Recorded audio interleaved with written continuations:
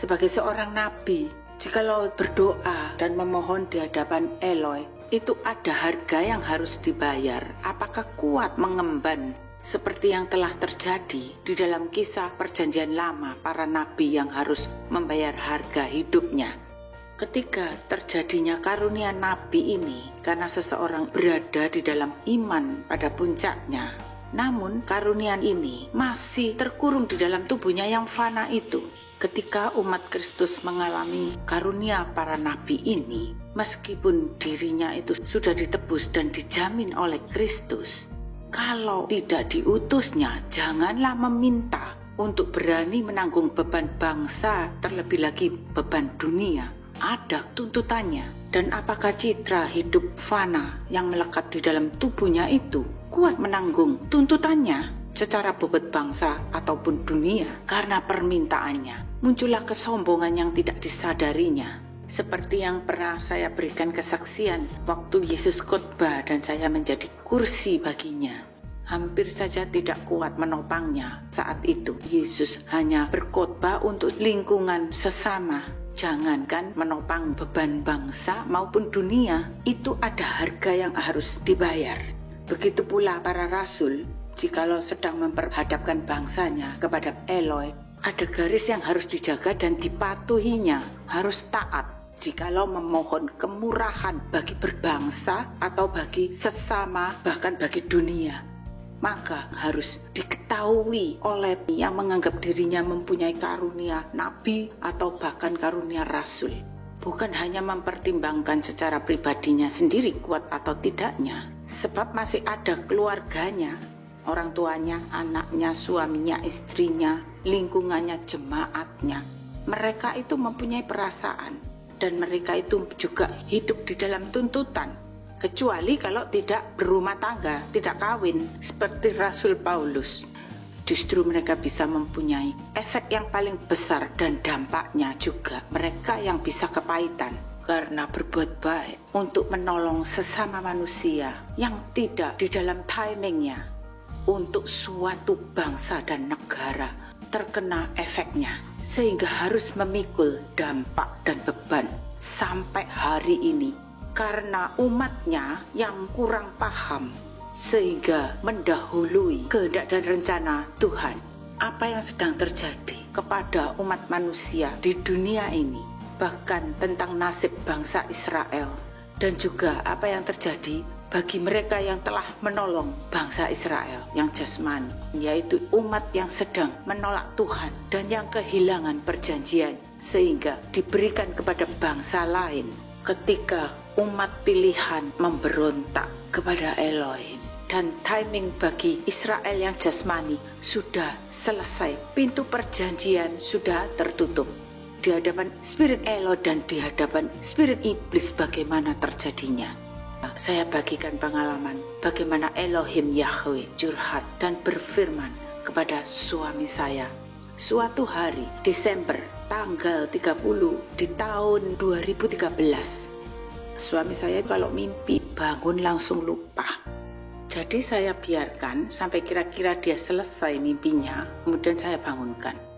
Dan saya desak untuk menceritakan dengan pertanyaan-pertanyaan sampai selesai. Kemudian saya biarkan kembali dia untuk tidur. Paginya terus saya catat, dia itu melihat terang benderang, terang yang cemerlang. Diajak berbincang-bincang dengan Tuhan yang berbentuk terang. Lalu terang itu berkata, perjanjian lama itu sudah selesai, tapi tabut bahkan disembah. Waktu aku mengutus hambaku dan ditolak oleh bangsa Israel. Waktu aku mengirim anakku bahkan dibunuh. Walau anakku dibunuh, aku tidak membalaskan. Sebab itu adalah rencanaku. Tapi iblis menghadap kepadaku, menuntut mempersoalkan keadilanku untuk bangsa Israel masuk ke dalam penghakiman. Maka dia, yaitu iblis maksudnya, mengirim Hitler untuk melampiaskan kebencian terhadap Israel yang dalam perlarian di Cina. Dan kemudian Hitler memakai Jepang mengejar bangsa Israel yang di Cina. Terang itu berkata pada suami saya begitu. Maka katanya, bangsa Israel dikumpulkan di kota Shanghai. Saat itu suami saya dibawa seperti bisa menyaksikannya. Bangsa Israel itu seperti digiring gitu, bisa berkumpul di kota Shanghai, dikurung. Maksudnya oleh Jepang supaya bangsa Israel itu dibiarkan mati kelaparan. Jadi tidak bisa ada yang lari dari daerah Shanghai. Tapi saudara, rakyat Shanghai itu mayoritas Kristen saat itu, yang elit-elit itu. Loh, ini kata Tuhan loh, bukan saya sendiri yang ngarang ya. Nah, diam-diam orang Shanghai yang Kristen tuh melempar makanan dari balik tembok kurungan itu tadi. Karena merasa belas kasihannya terhadap bangsa Israel yang lari di sana, yang dikurung itu. Nah, iblis melihat ini. Maka iblis itu marah besar pada orang Cina. Terang itu bercerita pada suami saya, begitu ceritanya. Karena menolong bangsa Israel ini tadi, memberi makanan. Betapa pentingnya sebagai umat yang percaya harus bisa membedakan antara karma atau iblis yang marah. Serupa tapi tidak sama. Sehingga bangsa Tiongkok itu menjadi pelampiasan atas kemarahan iblis balas dendam. Iblis menjadikan keadaan Cina yang sampai dibuatnya bangsa Cina ini supaya tidak bisa menolong dirinya sendiri. Tuhan masih terus berfirman dan katanya, maka iblis mengirim Mao Zedong untuk menganiaya orang elit yang di Cina, ditarget dan dibunuh secara massal. Lah masih diteruskan ini ya. Tuhan bilang, jika bangsa Israel tidak menutup kisah perjanjian lama dan menerima Yesus sebagai Mesiasnya, maka akan terus memberi kesempatan pada iblis beracara dan tidak akan mengalami perdamaian yang dicari. Jadi penglihatan dan mimpi itu tadi adalah message dari Tuhan, tidak hanya kepada bangsa Israel, bahkan juga kepada umat Kristus. Jangan menjadi lancang dan jangan sok menjadi pahlawan. Meskipun karena ketidaktaatan bangsa Israel dan menjadi bangsa Tiongkok yang akhirnya sebagai pengganti menerima perjanjian yang seharusnya cawan untuk bangsa Israel itu telah diminumnya. Israel tidak bisa melepaskan hukum Taurat, namun hukum kasih sudah datang sebagai Mesias dibunuhnya. Maka terjadilah refleksi yang mengulang kejadian Kain dan Habil. Dan bangsa Israel mengambil peran tabiat Kain yang adalah sebagai sulung dunia, membunuh Habil ketika Habil merefleksikan hukum kasih melalui kurban. Sebab itu perjanjian lama itu sudah digenapi dan dimusnahkan sendiri, namun tetap dinanti untuk digenapi. Padahal Israel telah melewati timingnya dan kehilangan perjanjiannya. Maka baca di dalam Roma 11 ayat 25 sampai 36. Itu berjudul penyelamatan Israel. Dibaca mulai ayat 29.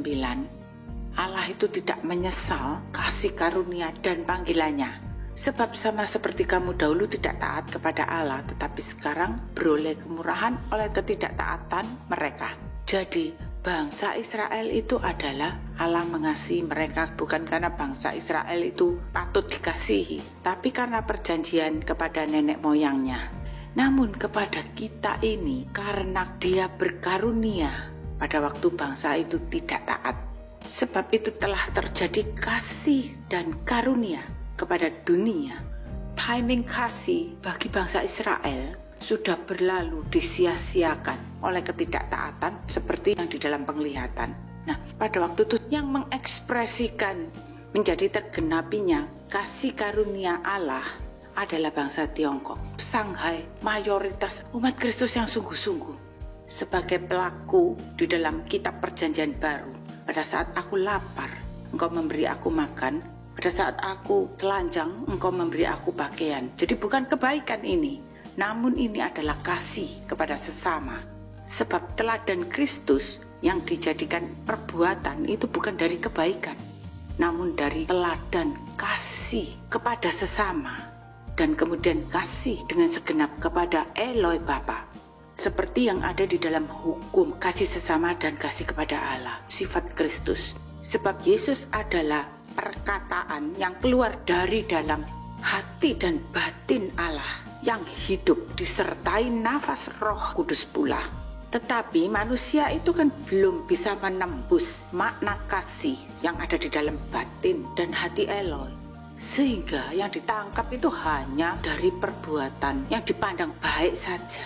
Padahal kebaikan itu dibayangi oleh bayangan yang gelap. Tidak bisa dipisahkan baik dengan yang jahat itu. Namun kasih itu bukan hukum, tidak ada tuntutan.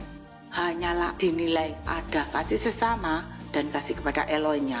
Bukan dinilai baik dan jahatnya, tidak sama dengan tuntutan suara dunia, karena politik adalah Tuhan dan Allahnya.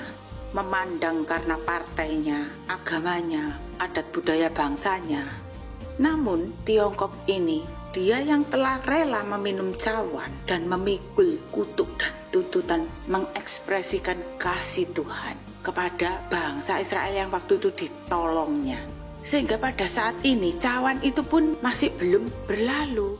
Tuntutan iblis bersuarakan politik dunia, membulinya sampai hari ini. Seharusnya yang menerima tuntutan iblis, yaitu Israel, telah membunuh Mesias, bukan bangsa Tiongkok. Namun dunia ini ditudingkan semua kepada Tiongkok karena melihat partai, budaya, dan agama dimusuhi, dibuli seluruh dunia. Bahkan mungkin orang Israel sendiri ikut membuli Tiongkok, yang seharusnya itu sudah dinubuatkan untuk dialami bangsa Israel. Yang menjadi Israel secara jasmani sekarang ini menjadi Tiongkok. Ketika karunia-Nya pun datang, sehingga Tiongkoklah yang bisa menjadi wadah mendapat karunia Tuhan. Inilah misteri ilahi yang tidak bisa ditembus oleh manusia selain Dia sendiri yang berkehendak untuk mengungkapnya. Baca di dalam ayat yang ke-34. Sebab siapakah yang mengetahui pikiran Tuhan? Atau siapakah yang pernah menjadi penasehatnya? Atau siapakah yang pernah memberikan sesuatu kepadanya sehingga ia harus menggantikannya? Maksudnya, Tuhan tidak pernah berhutang sekalipun tentang janjinya kepada bangsa Israel. Semua itu dari Dia, oleh Dia, kepada Dia kemuliaan itu hanya bagi Eloi, bukan bagi bangsa Israel yang dikasihi ataupun kepada kita ini yang menerima karunia-Nya. Tidak ada di dunia ini yang setia untuk merefleksikan kemuliaan namanya yang kekal itu. Meskipun bangsa Eropa ataupun bangsa Barat, tidak ada yang bisa setia sebagai wakilnya. Terlebih lagi, akhir zaman ini adalah karya Roh Kudus. Tidak ada lagi perwakilan melalui suatu bangsa atau negara untuk membawa kemuliaan menjadi mesbah bagi Roh Kudusnya. Dari mimpi dan penglihatan itu, ketika umatnya mendukakan Roh Kudusnya karena masih menjadikan Israel, Yerusalem sebagai kiblat di dalam karya Roh Kudusnya, yang tidak berbeda sebagai mesbah ibadah. Andai tidak ada corona yang menghalangi pelanggaran kekudusan bait ibadah mesbah tubuhnya itu, sehingga akan terus mendukakan hati Roh Kudus. Pada masa Alfa masih bisa melibatkan kepada suatu bangsa untuk merefleksikan kasih kepada sesama bagi kemuliaan namanya. Namun bagi bangsa yang sudah menerima karunia ini, timingnya sudah menjadi akhir zaman Roh Kudus yang berkarya. Sudah masanya kasih yang diperkenan dengan segenap, tidak cukup hanya dengan bobot kasih kepada sesamanya. Pintunya segera akan ditutup, bagaikan bobot para gadis, kambing dan domba, atau yang sudah diberi talenta, sudah masanya untuk dituai. Maka bobot kasih yang tidak bisa dituai akan disamakan dengan orang-orang yang masih baru mengerjakan pertobatannya. Namanya ketinggalan. Kasih yang terjadi bagi Eloinya untuk menjadi bagian refleksi dari kekudusan spiritnya. Pribadi lepas pribadi, tidak lagi massal. Jangankan perjanjian lama bagi bangsa Israel yang sudah selesai timingnya, bahkan perjanjian baru bagi bangsa Eropa dan bangsa Barat yang pernah mengemban membawa kemuliaan namanya, sudah waktunya tidak berputar-putar di dalam Alfa. Namun masanya Omega telah tiba dan kasih mereka itu harus terjadi sebagai kasih kepada Eloinya. Sekarang di dalam pengenalan waktunya, timingnya itu sudah untuk bangsa lain yang belum mengenal Eloinya. Tapi keinginan hendak berkuasa sebagai sulung menjadikan mereka sebagai Kain. Bagi mereka yang ketinggalan ini justru dicangkokkan, harus rela menjadi sama dengan bangsa yang belum mengenal Elohnya itu. Tidak lagi menjadi istimewa. Kalau kepada bangsa Israel saja, Allah pun berbuat seperti ini. Terlebih lagi, mereka ini bangsa yang hanya berdasarkan karunia, yang tidak taat dan ketinggalan, jadi mengulang seperti bangsa Israel yang kehilangan perjanjiannya. Dia telah mengadakan perjanjian dengan bangsa adalah Tiongkok, yang sekarang ini menjadi Israel secara jasmani, yang mempunyai tanda-tanda bangsa yang sedang dibuli oleh seluruh dunia, seperti yang harusnya dinubuatkan bagi bangsa Israel yang jasmani. Maka dari sanalah dimulainya Mesias akan datang. Justru gerakan kasih sesama terjadinya dari sana.